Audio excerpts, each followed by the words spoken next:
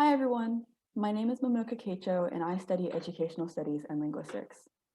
So I was talking to a Swarthmore first year student who's taking a math class over Zoom, and they told me, I wish I knew more of the mathematical jargon to be able to fully articulate what I'm doing in the problem. Since the other people in my breakout room also don't know the proper terms what we're doing in the class, it's okay that I use simple terms. Mathematical jargon has historically been framed as an example of an ideology called academic language. At elite higher education institutions like SWAT, it is often expected that students speak using this academic language in class. But arguably, academic language isn't a set of objective and distinct language practices, but instead an ideology that is most closely tied to the language of the elite white male speakers who have historically dominated academia. For my thesis, I interviewed a bunch of Swarthmore students about their language practices in class and how they interact with this ideology. Here's what I found. Linguistically diverse students expressed feeling like their natural language practices weren't being recognized or appreciated by the institution in the classroom. The school seems to recognize only this elite white male academic speak, instead of students' diverse and differing dialects, languages, accents, vocabularies, and more. Thus, students expressed needing to perform a variety of additional linguistic efforts to effectively participate and negotiate meaning of the content material of their classes.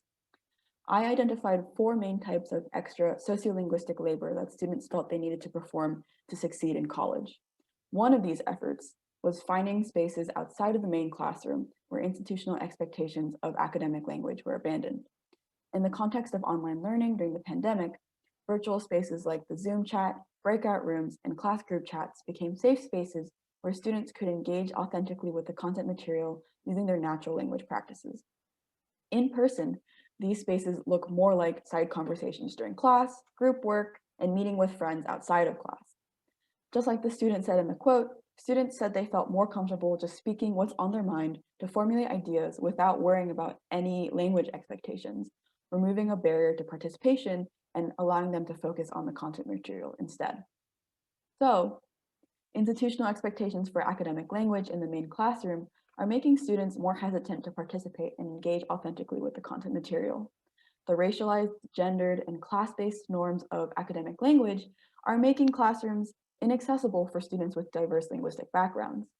Instead of relying on students to take additional steps to overcome these linguistic expectations on their own, institutions like Swarthmore should work to recognize and value the linguistic practices that its diverse students bring to the classroom with them, breaking down barriers to participation and building a more inclusive learning environment for all students. Thank you.